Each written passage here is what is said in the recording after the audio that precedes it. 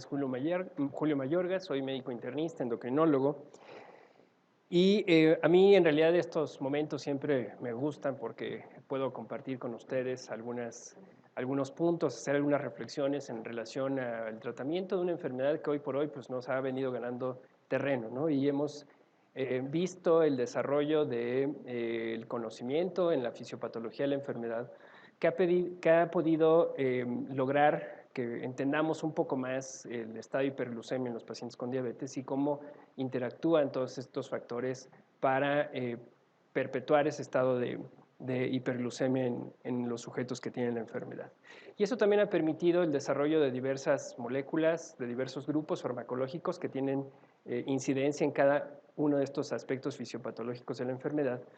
Y en estos últimos 13, 14 años, pues hemos visto cómo ha cambiado las opciones terapéuticas a las cuales, con las cuales contamos para tratar la enfermedad.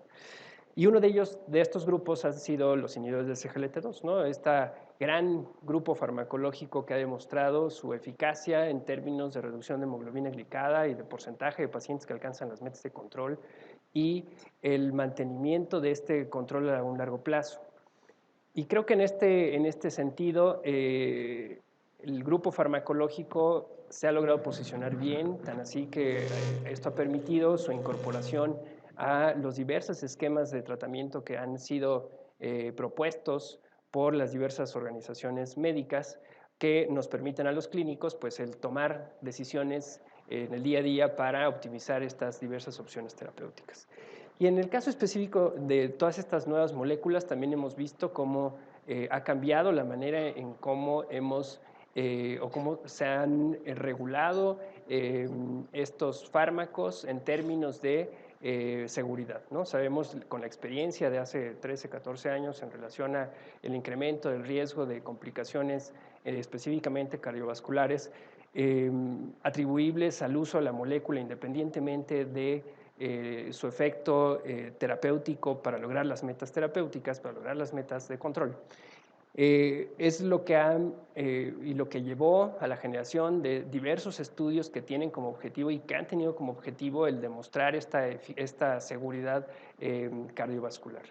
Y creo que esto ha migrado más allá de los eventos cardiovasculares. Específicamente, lo que uno espera con el tratamiento es que tenga una eficacia razonable, una eficacia contundente comparada con lo que previamente se había utilizado o lo que hemos utilizado y que además sean fármacos seguros, ¿no? Y entonces hemos visto lo que ha pasado en los últimos 5 o 6 años en relación a los estudios de seguridad cardiovascular de prácticamente todos los grupos terapéuticos. Y no es la excepción los inhibidores de CGLT2, específicamente canagliflozina, uno de los medicamentos que han demostrado su eficacia en términos de reducción de hemoglobina glicada y que ha ido más allá de la seguridad cardiovascular, ¿no? Sino el beneficio potencial que pueda tener en disminuir no solamente los eventos cardiovasculares, sino los eventos renales, ¿no? Esta progresión de enfermedad renal en los pacientes con diabetes, a los cuales nos estamos enfrentando con mucho mayor frecuencia en estos días y en estos últimos tiempos y que seguramente va a ser así. Quiero que ustedes observen en esta diapositiva qué es lo que sucede en relación a la enfermedad renal crónica. Todos los que nos dedicamos a ver pacientes, lo estamos viviendo en carne propia, con mucho mayor frecuencia, pacientes que tienen deterioro de la función renal, y estamos ante un fenómeno que seguramente no me dejarán mentir, al igual que yo, estamos enfrentándonos a pacientes con diagnósticos a edades más tempranas, sujetos jóvenes que tienen diabetes y que sabemos que el objetivo principal es lograr las metas terapéuticas no solamente en términos de hemoglobina glicada, sino lípidos, hipertensión, obesidad, porque sabemos el impacto que va a tener esto en reducir la aparición de las complicaciones macro y microvasculares a un largo plazo. Y específicamente la enfermedad renal. Quiero que ustedes observen cómo en los pacientes arriba de 65 años, pues cerca de 1 de cada 5 hombres o 4 mujeres van a tener una enfermedad renal crónica, ¿no? Y en aquellos individuos que tengan una mayor edad, más de 75 años, este incremento en los casos va a ser mucho mayor. Ustedes pueden observar como ya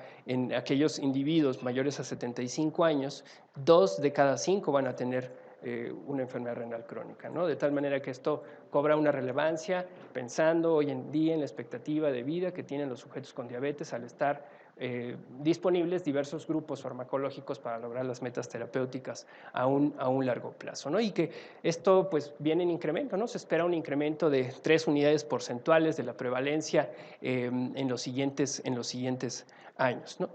Pero fíjense cómo, a pesar de que hay una alta prevalencia y que nos estamos enfrentando a esto, pues una buena proporción, estamos hablando casi el 40% de los pacientes, no reciben un adecuado tratamiento farmacológico, un tratamiento específicamente dirigido para proteger esta progresión del daño renal, ¿no? De tal manera que a veces incluso nosotros, ustedes seguramente al igual que yo, vemos pacientes crónicamente enfermos, descontrolados y que durante todo este tiempo no se ha hecho ni siquiera un escrutinio para evaluar la funcionalidad renal en estos pacientes con diabetes al momento de que nosotros los captamos derivados de algunos médicos generales o que el paciente busca una atención para lograr las metas terapéuticas. Y ven ustedes cómo existe, y esto nos queda a todos claro, cómo la supervivencia, la sobrevida a 5 años se ve francamente reducida en aquellos pacientes que ya tienen una enfermedad renal crónica. Específicamente, ya cuando el paciente presenta un deterioro considerable como para suplir la función renal a través de cualquier método de diálisis, ustedes pueden observar cómo su expectativa de vida pues, se reduce a casi el 50%, ¿no? Sin embargo, esto solamente es insuficiencia renal. Cuando lo vemos, ¿qué pasa en aquellos pacientes que tienen insuficiencia renal por diabetes mellitus y que ya están en un programa de diálisis? Esa supervivencia pues, reduce radicalmente, ¿no? El 40% a 5 años va a tener una supervivencia, yo lo veo al revés, el 60% va a fallecer en los siguientes 5 años, dado esta complicación o esta comorbilidad asociada a la enfermedad. Y no solamente eso, sino lo que ha sucedido en los últimos años es justamente este fenómeno. Estamos claros, tenemos todos claros cuál es el impacto que tiene la presentación de estas enfermedades concomitantes o atribuibles al descontrol crónico de la glucosa. Y pensando en aquellos sujetos jóvenes, nuevamente vuelvo a traer esto a colación, es que pues va a representar una gran incapacidad una vez que esto se presenta. Ustedes lo saben, un paciente que tiene diabetes y que tiene un infarto o tiene una enfermedad vascular cerebral o una insuficiencia renal crónica y requiere un tratamiento sustitutivo, ¿qué sucede con ellos? Pues bueno, que van a tener todos los años que le restan va a disminuir su capacidad social, laboral, de productividad. No es a lo que se refiere esto, ¿no? Van a vivir más años, pero con grandes limitaciones, ¿no? Y hoy en día, pues ha incrementado de hace prácticamente 25 años, o más de 20 años, al 2010, vean ustedes cómo todas esta enfermedad renal crónica, al aumentar la prevalencia, sobre todo en aquellos sujetos jóvenes, y el perpetuar o el modificar la supervivencia a través de los tratamientos sustitutivos, pues esto ha llevado a que hoy por hoy pues, se posicione dentro de los primeros lugares como de las principales enfermedades que van a generar esta discapacidad, es decir, estos cambios atribuibles a la enfermedad una vez que se diagnostique que van a vivir más tiempo con estas grandes limitaciones, ¿no? De ahí la relevancia de identificar a los pacientes a etapas tempranas y generar estrategias con el objetivo de modificar esta progresión a un daño renal más crónico. Quiero que ustedes observen cómo, derivado de colaboración entre México, Estados Unidos, Inglaterra, hoy en día tenemos un poco más de estadísticas y que no son muy distintas a las que sabíamos previamente a nivel mundial, ¿no? Y quiero que ustedes observen cómo en nuestra ciudad, este estudio lo que demostró es que de las principales o la principal causa de muerte en sujetos con diabetes es la enfermedad renal, ¿no? Es decir, existe un claro riesgo de que el paciente aumente su mortalidad atribuible a la insuficiencia renal crónica. Y creo que es a lo que todos nos estamos enfrentando en nuestros lugares de trabajo, como vemos con mucho mayor frecuencia la incidencia de estos casos de enfermedad renal crónica en los sujetos con diabetes. Y ven ustedes, estos son números de nuestro país, en el cual, pues bueno, es solamente a manera de ejemplo cómo hay en nuestro país 12 millones de personas con enfermedad renal crónica. Esto es 3 veces más la población de países como Croacia. Hay casos nuevos cada año, año con año,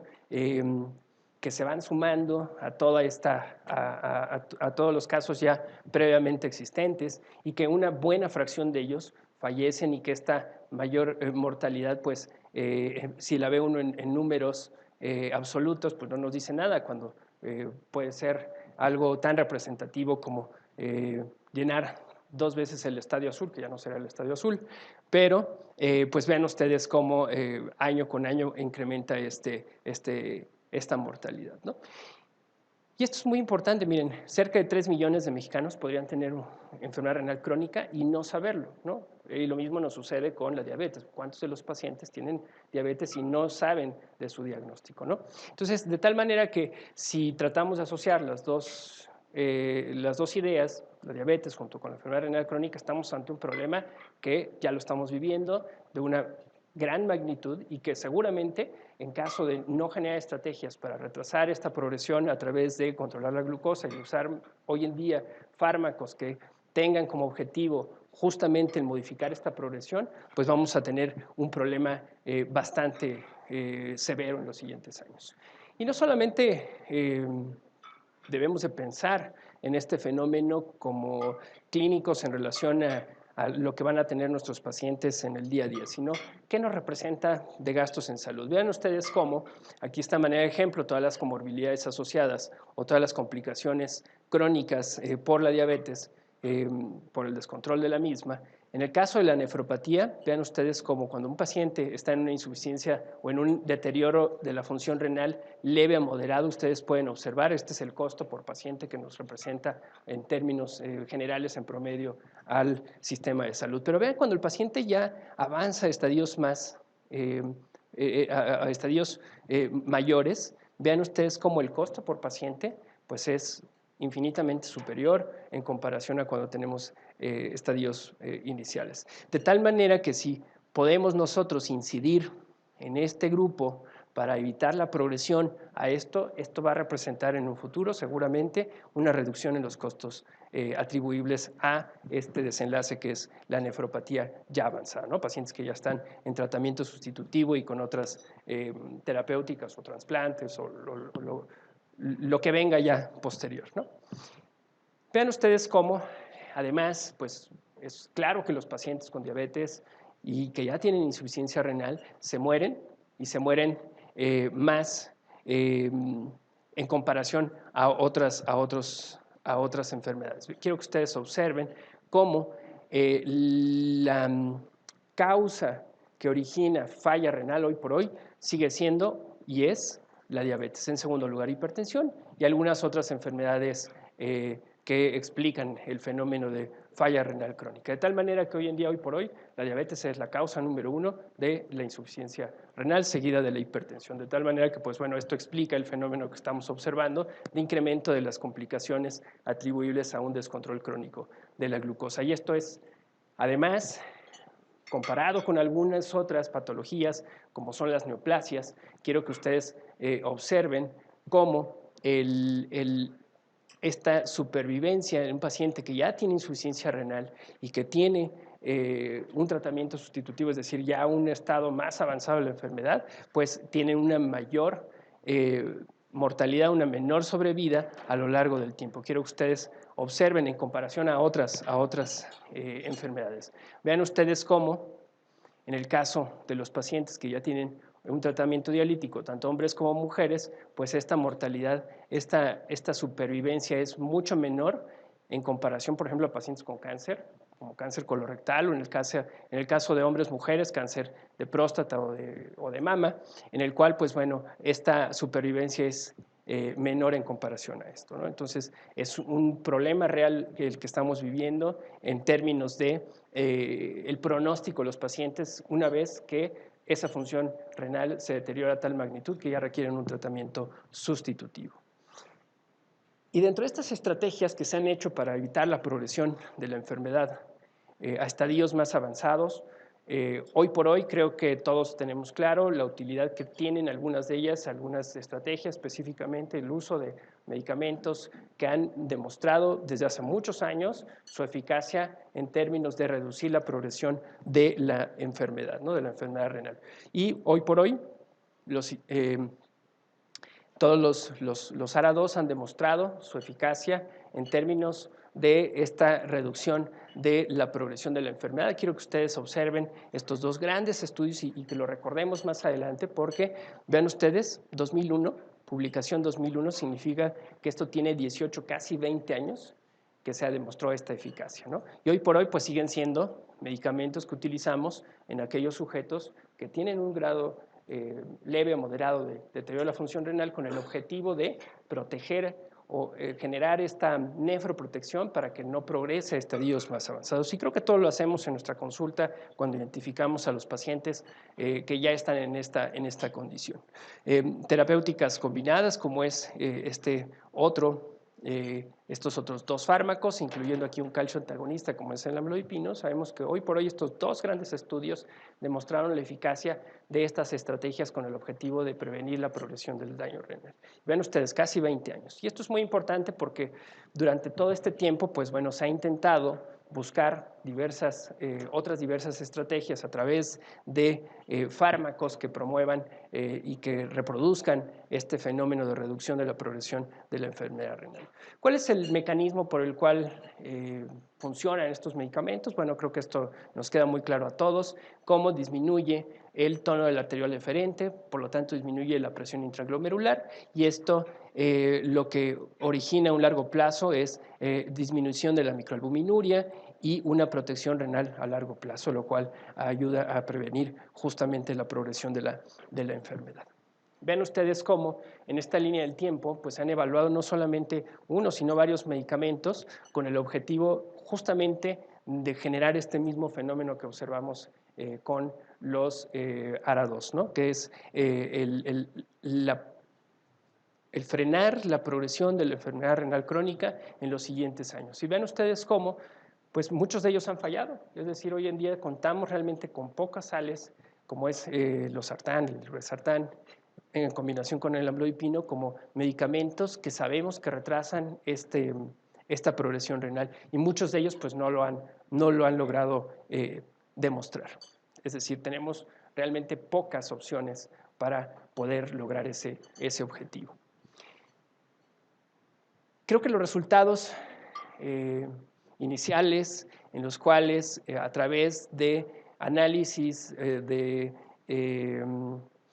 objetivos secundarios en estudios clínicos, tanto fase 2, fase 3, como el estudio de seguridad cardiovascular, abrió gran parte de esta hipótesis, ¿no? En la cual podían estos medicamentos asociarse a un efecto de nefroprotección al disminuir la progresión del daño renal crónico. Y ese es el motivo por el cual pues, se diseñaron diversos estudios, uno de ellos, este estudio que vamos a revisar, que es Credence, con el objetivo de justamente evaluar cuál es el efecto que tienen canagliflozina sobre la progresión de la enfermedad renal crónica, ¿no? Para demostrar no solamente que sean eficaces, sino que sean seguros ante un escenario de pacientes que tienen ya un deterioro de la función renal y saber cuál es su seguridad a un mediano y largo plazo. Y estos son gran parte de los mecanismos a los cuales se les han atribuido como clase terapéutica los inhibidores de CGLT2, en donde inciden en el aspecto fisiopatológico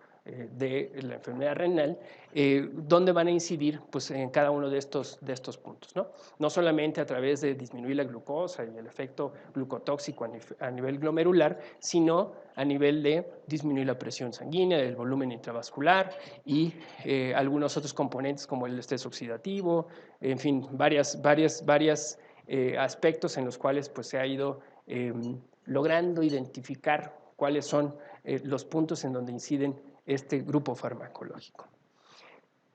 Vean ustedes cómo en relación a la clase terapéutica, pues existe todos estos estudios que han tenido como objetivo el evaluar la seguridad cardiovascular por la pura exposición solamente al fármaco, ¿no? Y esto es derivado pues, de la regulación a nivel mundial en los diversos países, con el objetivo de que puedan demostrar su eficacia y, por lo tanto, la comercialización de los mismos.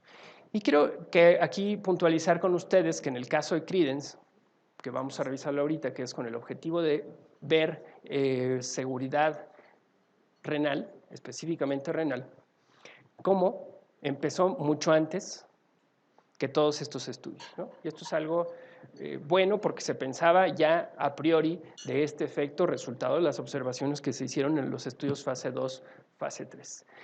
¿Qué características tienen todos estos estudios de seguridad cardiovascular? Ustedes recuerdan que la gran mayoría de estos estudios son pacientes que tienen un alto riesgo cardiovascular, ya sea o que tuvieron ya un evento cardiovascular previo, sea infarto previo, una enfermedad vascular cerebral o enfermedad arterial periférica ya establecida. Entonces, estos sujetos de muy alto riesgo, que sabemos que son una bomba de tiempo y que en cualquier momento pueden tener nuevos eventos cardiovasculares, son aquellos en los cuales se ha sometido a evaluar la seguridad de todas estas diversas moléculas. Sin embargo, ninguno de ellos ha incluido pacientes que tengan un deterioro mayor de falla renal crónica vista a través de una tasa de filtrado glomerular. Quiero que ustedes observen estos 3 estudios de seguridad cardiovascular, incluyendo el estudio de seguridad cardiovascular de canagliflozina, pues todos estos fármacos en promedio tenían una tasa de filtrado glomerular los pacientes mayor a 60 mililitros minuto, es decir, sí tenían un deterioro leve de la función renal, sin embargo, no son aquellos pacientes que están en muy alto riesgo de presentar un deterioro progresivo de la función renal en los siguientes meses o en los siguientes años. Y además, pues esto, hay pocos datos que se demostraron o en donde se observó la progresión de la enfermedad renal a lo largo del tiempo, ¿no? Pocos casos porque pues el objetivo primario era otro objetivo, ¿no? Era evaluar la seguridad cardiovascular y estos pues eran componentes secundarios y subanálisis de este primer gran diseño, ¿no? Sin embargo, pues no son estudios focalizados o con el objetivo de identificar o de evaluar la progresión de la enfermedad renal. Y ven ustedes en esta diapositiva, nada más lo único que les quiero mostrar, como en este año, en el 2019, en marzo, abril, se tuvieron los resultados del estudio y pues bueno, se presentaron en el Congreso Mundial de Nefrología, que es lo que yo les voy a presentar muy brevemente. Entonces, ¿cuál fue el objetivo del estudio Credence? Fue evaluar los efectos de canagliflozina sobre los resultados renales clínicamente importantes en personas que tenían diabetes tipo 2 y ya con insuficiencia renal establecida. Es decir, todos tenían deterioro de la función renal, tenían menos de 90 mililitros minuto de la función renal. Y vamos a verlo más adelante, pero cerca del 60% debería de tener una función renal deteriorada considerada como moderada, como ahorita vamos a ver.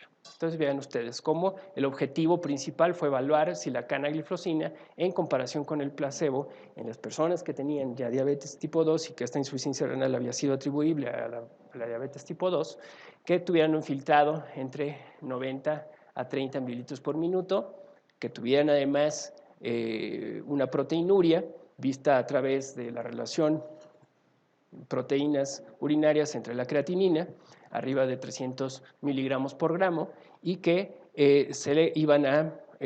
todos los pacientes deberían de tener, deberían de haber tenido, previo al sorteo en el ensayo clínico, un uso de medicamentos que modifican esta progresión, como son los ARA2 o los IECAS, ¿no? Todos los pacientes deberían de haber tenido esa intervención previa al sorteo del estudio. El objetivo primario es un resultado compuesto de enfermedad renal terminal, ahorita lo vamos a ver a qué se refiere, son varios puntos que componen a este desenlace, la duplicación de la creatinina sérica en los siguientes que se mantuvieran durante un mes o más esa duplicación o la muerte renal y o cardiovascular, ¿no? Eran realmente los desenlaces que se buscaban. Además, análisis secundarios como la muerte o hospitalización por insuficiencia cardíaca, eventos cardiovasculares, la hospitalización por insuficiencia cardíaca, todos estos desenlaces, repito, son secundarios que se evaluaron. Sin embargo, pues el diseño fue realizado para evaluar estos principalmente. Estas son las características, eran sujetos que tenían más de 30 años, deberían de haber tenido más de 30 años, ya con diabetes establecida, con una hemoglobina glicada entre 6,5 a 12 unidades porcentuales. Todos deberían de tener ya un deterioro de la función renal de esta magnitud, vista a través de la tasa filtrado glomerular y con la relación creatinina, proteínas creatinina incrementada, ¿no? Es decir, que tuvieran una proteinuria por arriba de 300 miligramos por gramo y que además estuvieran previamente ya tratados con un ARA2 o un IECA. Estos son los criterios de exclusión, muy importante, en aquellos pacientes que tenían otras enfermedades renales, es decir, no atribuible a la nefropatía diabética, aquellos que ya estuvieran en diálisis o que hubieran tenido ya un trasplante previo, ¿no? Que tuvieran un injerto funcional. Y algunos de otros criterios, específicamente que estuvieran con un doble bloqueo, que tanto con ARA2 como con IECA, que tuvieran otros fármacos como un inhibidor de renina, que hubieran tenido un evento cardiovascular 3 meses previos a ingresar al estudio, o que tuvieran diabetes tipo 1 o que hubieran presentado un cuadro de cetocidosis diabética previamente, ¿no? Fueron sorteados a estos dos grandes brazos, el sorteo fue ciego y fue hecho por los diversos categorías de variables confusoras. Se sortearon estos dos grandes grupos, canagliflozina 100 miligramos y el placebo, y se siguieron estos, una vez que se inició el tratamiento, pues durante todas estas siguientes semanas, ¿no? Entonces, todos estos pacientes continuaron el tratamiento y incluso en aquellos que tenían una tasa de filtrado glomerular, pues se veía una disminución de la tasa de filtrado glomerular, se continuaban hasta que se iniciara la diálisis o se trasplantaran a los pacientes, ¿no? O sea, son pacientes que se mantuvieron dentro del estudio. Estos son el análisis que se hizo con intención a tratar. Lo que se puso como objetivo es que se identificaran 844 eventos, y esto es con el objetivo de poder proporcionar el 90% de la potencia para detectar una diferencia o una reducción del riesgo relativo de un 20% del primer desenlace renal compuesto, que ahorita lo vamos a revisar rápidamente, ¿no? Y bueno, toda la metodología estadística que se hizo para lo mismo. También lo que se hizo, pues bueno, fue hacer principalmente el análisis sobre el desenlace primario, y después las pruebas estadísticas que se aplicaron, pues fue con el objetivo de ir evaluando cada una de las variables, además secundarias, de acuerdo a la prioridad a la cual se le dio a priori por los investigadores. Vean ustedes, el estudio empezó en el 2014, habíamos visto que habían empezado incluso antes que los estudios de seguridad cardiovascular. Ahí fue donde empezó el estudio con el primer paciente que se ingresó al mismo, y el último paciente se sorteó a principios del 2017, y vean ustedes cómo, ustedes recuerdan que en estos estudios es muy compleja la metodología, siempre se hace una evaluación por una agencia externa que los investigadores no tienen contacto, en el cual lo que se está evaluando es sobre todo el tema de seguridad, ¿no? O sea, cuando existe una diferencia de suficiente magnitud en análisis internos realizados, ya sea a favor o en contra de lo que se está probando, en este caso la sal, pues el estudio se suspende, ¿no? Se hace la recomendación en el que se suspende porque pues ya se está observando una diferencia estadísticamente y clínicamente significativa en relación a los eventos cardiovasculares. Entonces se hace este análisis intermedio, se sugiere la terminación del estudio, y finalmente a finales del año pasado pues se concluye el estudio, y pues hoy en día lo vimos publicado hace unos 2 meses, ¿no? En abril, el resultado de todo esto, ¿no? Y presentado en el Congreso de Nefrología, el Congreso Mundial. Entonces, este es más o menos el mapa de cómo participaron los diversos países, las diversas regiones, y aquí lo que quiero enfatizar pues es que nosotros México contribuyó con este número de pacientes y existe una muestra pequeñita de pacientes pues, mexicanos que fueron incorporados al estudio, ¿no? Lo cual pues, le da un poco de solidez, si ustedes ven una gran cantidad de pacientes de diversos sitios, Latinoamérica, México, estamos ahí metidos, y pues bueno, esto le da un poco de solidez en relación a qué tanto podemos generalizar los resultados y sobre todo en nuestra población, ¿no? Que eso es a veces las limitantes que tienen estos estudios, que son hechos en poblaciones en donde no hay una representación, ya no digamos mexicana, sino latina de los estudios, y pues que me parece una de las fortalezas adicionales que tiene este estudio, ¿no? Y vamos a ver, pues, sobre todo uno de los resultados que vamos a ver más adelante, cómo está la población hispana representada o latina representada. Entonces vean ustedes cómo de todos estos pacientes que se habían proyectado, que se pensaba que donde se podía reclutar para el estudio final, con estos criterios estrictos de inclusión y de exclusión, pues finalmente 4.400 entraron al estudio y se sortearon en estos dos grandes brazos que ya les comenté.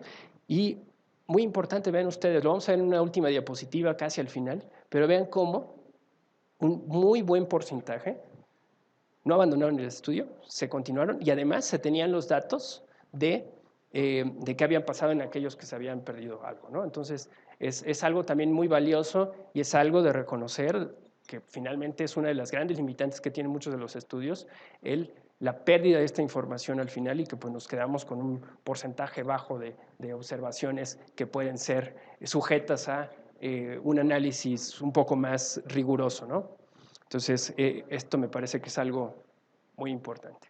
Estas son las características, quiero que ustedes observen cómo el sorteo, pues bueno, finalmente tiene como objetivo esto, ¿no? Que se logre esto, que se logre la homogenización de los grupos, en donde las variables que potencialmente podrían ser confusoras estén distribuidas de manera proporcional entre ambos grupos y por lo tanto, pues sean las observaciones que se deriven del estudio, pues atribuibles a cada uno de los grupos y no a las variables potenciales confusoras por un mal sorteo, ¿no? Entonces, vean ustedes el promedio de duración de la diabetes, pues más o menos muy similar, el porcentaje de pacientes que tenían además hipertensión u otras comorbilidades cardiovasculares, como la enfermedad cardiovascular, la amputación previa, la falla cardíaca, pues se distribuyó de manera muy, muy parecida, hombres, mujeres también. Igual lo mismo, grupo étnico, la región geográfica, el uso de fármacos también, el uso de fármacos con el cual estaban al momento de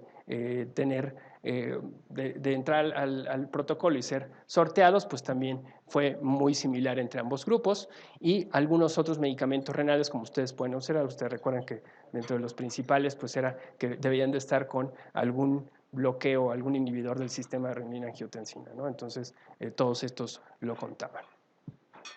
Vean ustedes también el grado de control, muy parecido, el grado de control también de la hipertensión, muy parecida, y en las otras variables, como puede ser específicamente tanto el colesterol total como el colesterol LDL, pues muy, muy similar entre esto.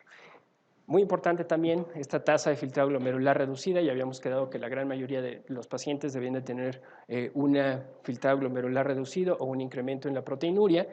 Vean ustedes cómo yo les comentaba que el objetivo era que el 60% de los pacientes tuvieran una función renal menor a 60 mililitros minuto de tasa de filtrado, ¿no? Entonces, si ustedes más o menos sumamos aquí, en ambos grupos, pues se cumplió ese cometido. Una buena proporción de ellos tenían un deterioro pues, moderado de la función renal, ¿no? Y también lo mismo en relación a la proteinuria.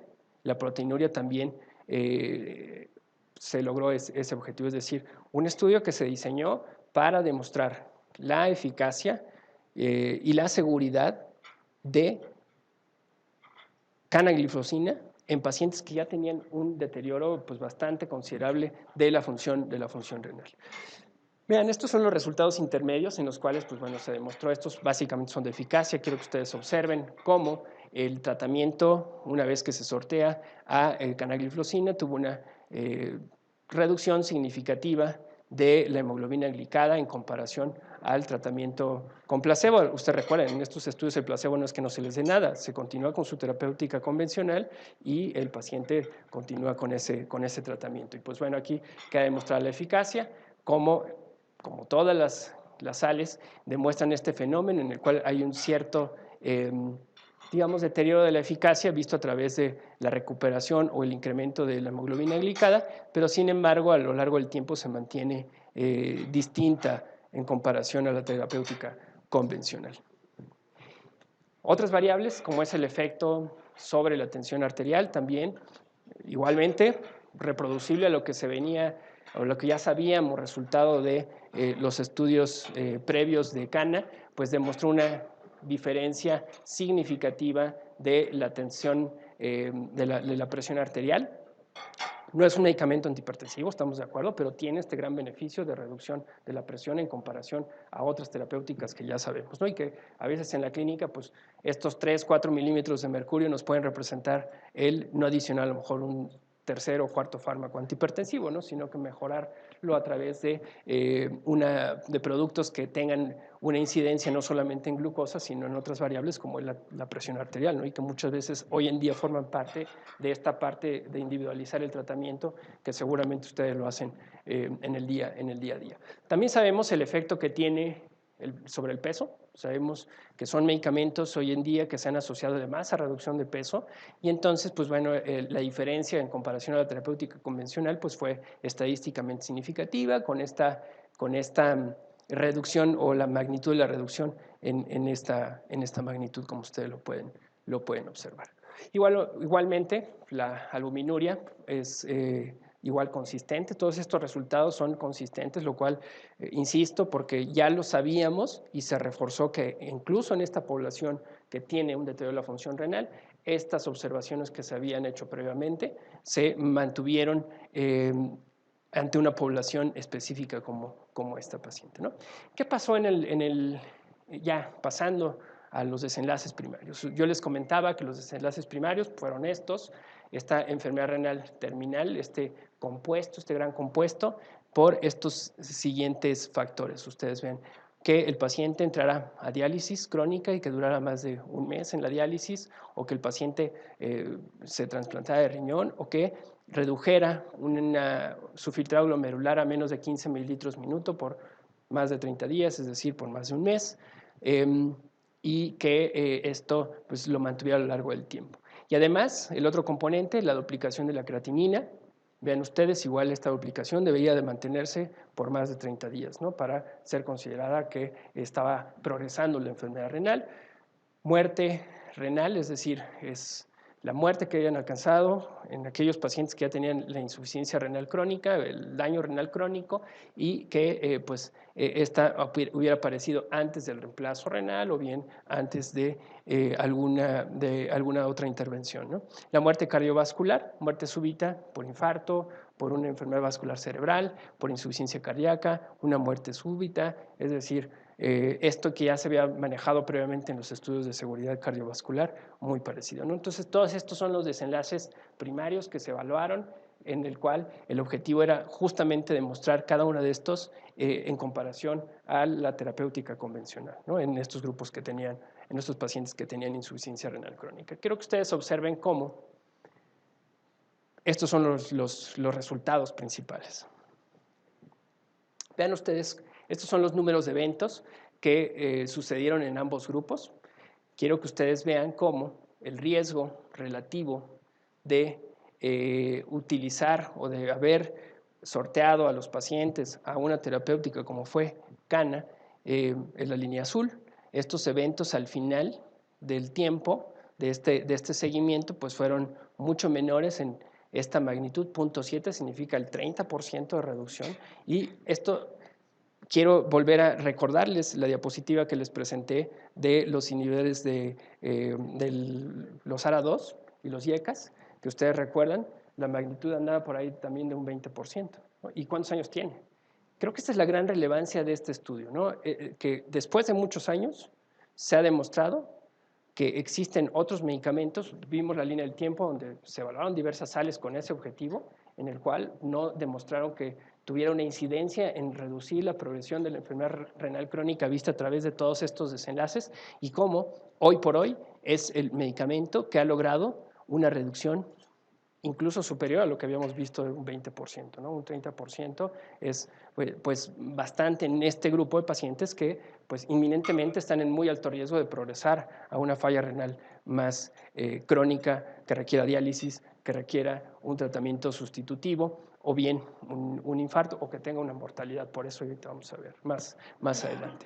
Entonces vean ustedes, y esto pues estadísticamente significativo con esta magnitud, ¿no? Por esta magnitud. Ya hablando específicamente del componente renal, ¿no? el doblar la creatinina sérica o la muerte renal, vean ustedes también cómo los casos pues, fueron mucho mayores. Incluso uno lo puede ver desde los primeros 12 meses cómo se empiezan a separar estas líneas y al final pues, hay una reducción del riesgo de esta magnitud, ¿no? Muy cercana al 34%, 35% de esta reducción en pacientes tratados con canagliflozina. Entonces, hoy por hoy, pues me parece que son de los resultados pues, bastante alentadores, no solamente porque tiene su eficacia como fármaco antidiabético, ¿no? Al modificar y al reducir la hemoglobina glicada y porcentaje de pacientes que alcancen las metas de control y que esto sea sostenido, sino que tiene además este efecto adicional de disminuir la progresión en pacientes que ya tienen un deterioro de la función renal. Y yo creo que a ustedes, al igual que yo, nos pasa con mucha mayor frecuencia hoy en día, pacientes que identificamos o que nos llegan a nuestra consulta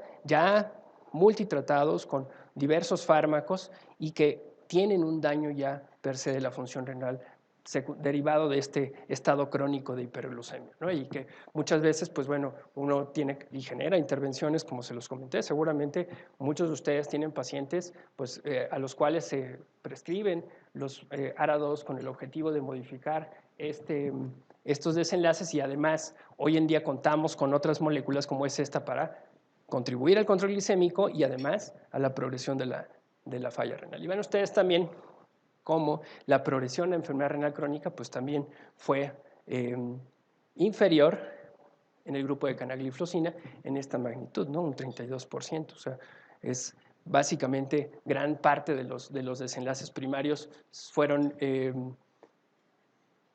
con una gran ventaja para canagliflozina. Vean ustedes también diálisis, trasplante renal y muerte. También hubo una disminución de los eventos en menor magnitud, sin embargo, pues bueno, claramente distinta desde las etapas muy tempranas del tratamiento, ¿no? Y este es el motivo por el cual, pues bueno, el estudio se sugirió su terminación antes de tiempo, justamente por estas observaciones que se lograron en un menor tiempo de lo esperado.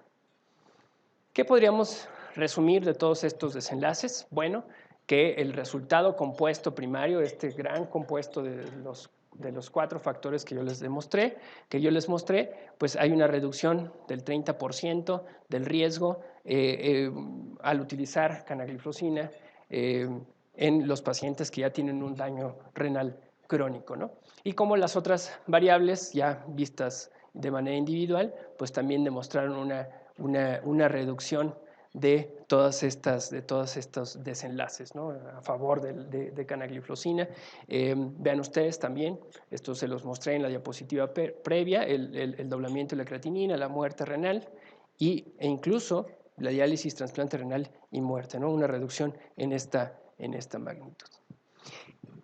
Siempre cuando en estos estudios pues hay muchísimas variables que pueden modificar esos desenlaces globales y este es el objetivo de estos estudios en los cuales uno a priori sabe cuáles son estas variables. No es lo mismo el paciente que tenga un deterioro mayor de la función renal versus el que no está tan deteriorado y por eso es que se hacen estos análisis para identificar si hay alguna interacción entre esas variables que potencialmente podrían modificar esta observación de este desenlace primario, ¿no? Y entonces en esta diapositiva lo que ustedes pueden observar es cómo la tasa de filtrado glomerular categorizada en estos diversos puntos de corte, pues lo que se observa en términos generales es que no hay un efecto de interacción. ¿Qué significa esto?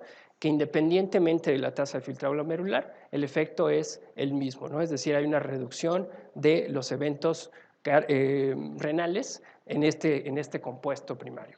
Ya viendo un poco más, a lo mejor en detalle, ¿qué podríamos decir? Pues que probablemente este grupo sean los que más se beneficien de esta progresión, de esta falta de progresión de la función renal a lo largo del tiempo, ¿no? En aquellos sujetos que tengan menos de 60 hasta 30 mililitros minuto, pareciera que son a los que les va mejor en comparación a cuando la función renal no está tan deteriorada, ¿no? Con el objetivo de que realmente cumpla el objetivo de nefroprotección. Igual lo mismo, microalbuminuria, tampoco hay una diferencia cuando se evalúan las diversas categorías, por lo tanto, pues no son variables que uno podría decir que podrían modificar en términos generales las observaciones que se realizaron. Lo mismo con las demás factores que podrían modificar los resultados. También se evaluaron y pues no hubo ninguna diferencia o ninguna interacción entre estas variables y el desenlace, ¿no? Atribuibles a algún cambio. A pesar de que no hubo una interacción, igual que con la tasa de filtrado glomerular que yo les comenté hace 2 diapositivas, vean ustedes cuando se evaluó grupo étnico, igualmente no hay un efecto de interacción por las diversas grupos étnicos. Sin embargo, vean ustedes cómo el grupo hispano, representado, o latino, representado por México y Sudamérica, lo que se observó es que este beneficio pareciera, es solamente una hipótesis, pareciera ser de mucho mayor magnitud cuando se reporta o lo reportado en las otras etnias, ¿no? Entonces, pues esto creo que para nosotros siempre es alentador observar estos datos porque yo les comentaba, estamos representados ahí, ¿no? Y es la gran limitante que tienen muchos de los estudios que no tienen poblaciones latinas, ya no digamos mexicanas, en los estudios, ¿no? Entonces, es algo que me parece que puede ser una bondad adicional de este estudio, ¿no? Estos datos que se contemplaron a priori. Igual lo mismo, independientemente de la duración de la enfermedad, si habían tenido una enfermedad cardiovascular previa, si habían tenido incluso una amputación previa, pues no se modificó este pronóstico, ¿no? ¿Qué efecto se observa en estos medicamentos? Esto ya lo sabemos, es algo que ya se ha descrito durante los últimos años de la clase terapéutica, como una vez que se inicia, y lo mismo sucede con los ARA2 y con los IECAS, ¿no? Hay una disminución de la tasa de filtrado glomerular en esta magnitud, ven ustedes, casi 4 mililitros por minuto en las primeras semanas, y a lo largo del tiempo esto se va estabilizando. Pero vean ustedes este fenómeno que me parece bien interesante, cómo esta estabilización se logra durante los siguientes meses y cómo el tratamiento convencional, pues lo que se observa es un deterioro progresivo, ¿no? Entonces, esto le da mucha fortaleza a lo que se observó en la reducción del riesgo de la enfermedad renal, de la progresión de la enfermedad renal, y ahora lo estamos viendo a través de la tasa de filtrado glomerular, ¿no? Como efectivamente hay una disminución durante las primeras semanas que se estabiliza y ahí se mantiene, ¿no? A diferencia del tratamiento convencional. Entonces, esto explica por qué pues, las observaciones al final de la reducción del riesgo de la aparición de las complicaciones, ¿no? Entonces, ¿qué podríamos ir más o menos concluyendo? Pues que, bueno, redujo el riesgo del objetivo primario de la enfermedad renal crónica, del doblamiento de la creatinina a lo largo del tiempo y la muerte renal, ¿no? En un 30%, vuelvo a recalcar, versus el 20% que tenían los ARA2 que se demostró hace casi 20 años.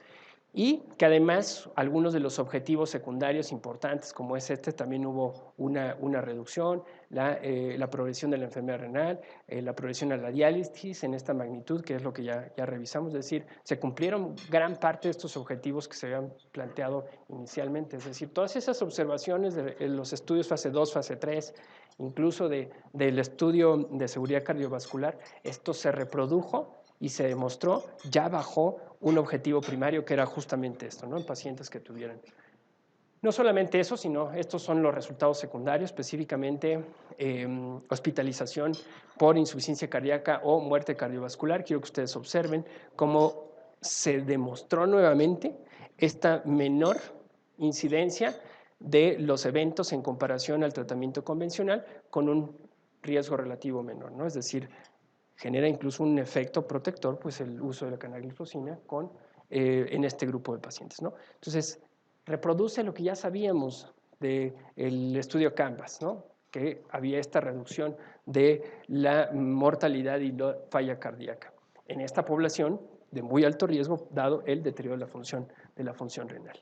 Lo mismo con eventos cardiovasculares, muerte por infarto, muerte por un accidente vascular cerebral y muerte cardiovascular en general, ¿no? También se observó nuevamente consistencia con el estudio Canvas, demostró que eficacia, repito, es un desenlace secundario, estoy completamente de acuerdo, pero es algo que se reproduce de un resultado primario que ya habíamos visto en los estudios de seguridad cardiovascular.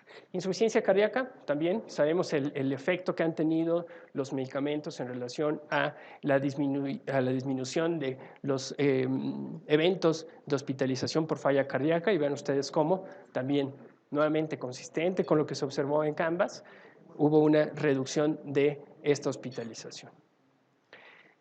Y bueno, pues bueno, ¿qué podríamos? Igualmente, esta diapositiva lo único que trata de ejemplificar es el resumen de lo que les acabo de presentar, cómo en términos generales, pues hay una disminución de los eventos cardiovasculares vistos en cada uno de estos diversos puntos, ¿no? Muerte cardiovascular, igualmente, una reducción en esta magnitud. ¿Qué podríamos decir en resumen de todo esto?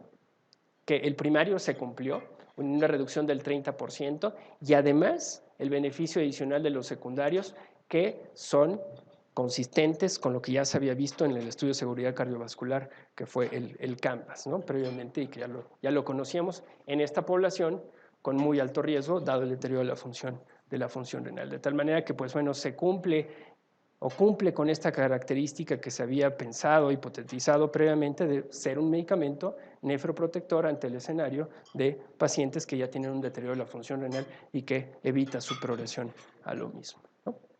Entonces, todas estas evidencias fueron estadísticamente significativas. Y finalmente, igual que todos los fármacos, también se evaluó en este grupo muy específico, ya con deterioro de la función renal, los eventos adversos, ¿no? Y quiero que ustedes observen cómo los eventos adversos en general pues fueron menores en comparación al placebo, ¿no? En términos generales, los eventos adversos.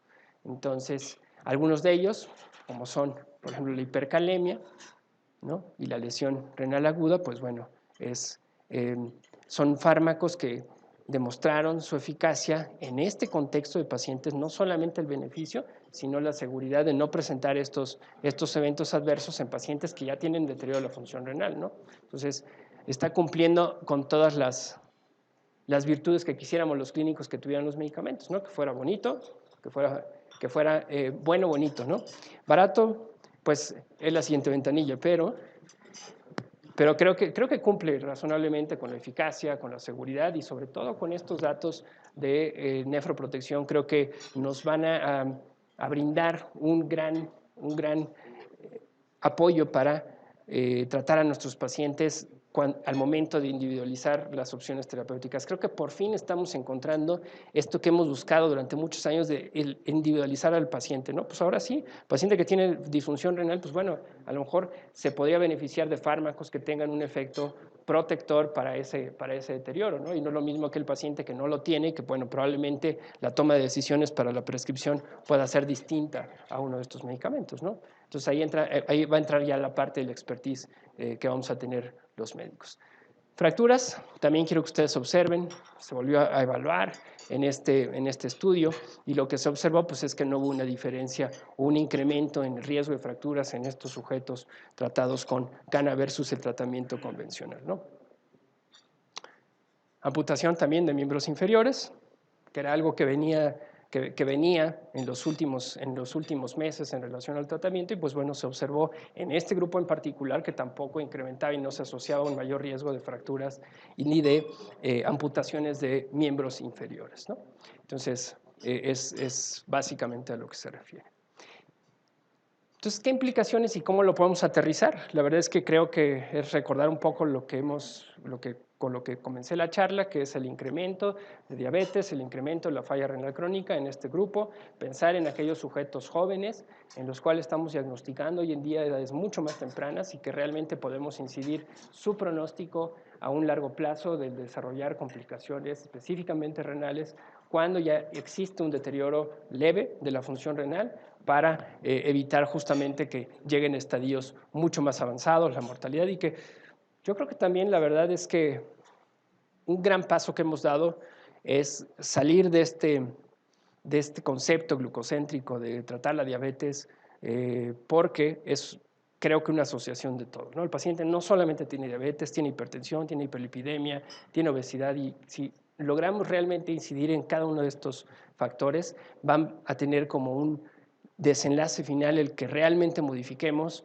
la aparición de complicaciones específicamente macrovasculares en aquellos sujetos que están siendo tratados de la enfermedad, y repito nuevamente, en aquellos sujetos jóvenes que estamos viendo con mucho mayor frecuencia, ¿no? Entonces, es lo que tenemos que hacer, y estos medicamentos me parece que hoy en día la gran mayoría de las clases terapéuticas le están apostando a eso, ¿no? A no tener o ir más allá del efecto de reducción de glucosa, sino beneficios adicionales como es presión arterial, como es peso, y en este caso, pues el disminuir la progresión de la falla renal a un largo plazo.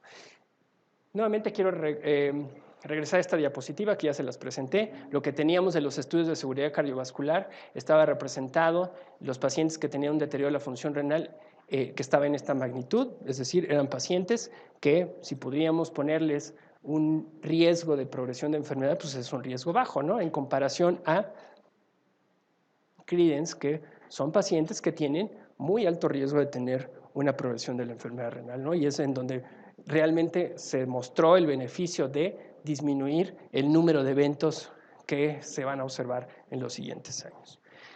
Y ven ustedes cómo la función renal basal en todos los pacientes, pues claro, porque el criterio de inclusión fue justamente eso, que tuvieran un deterioro de la función renal.